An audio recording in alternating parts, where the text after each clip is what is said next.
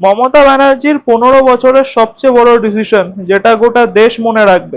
সালটা 2011, সেই সময় পিএম মনমোহন সিং বাংলাদেশের সরকারের সাথে তিস্তা রিভার ট্রিটি সাইন করতে চেয়েছিল।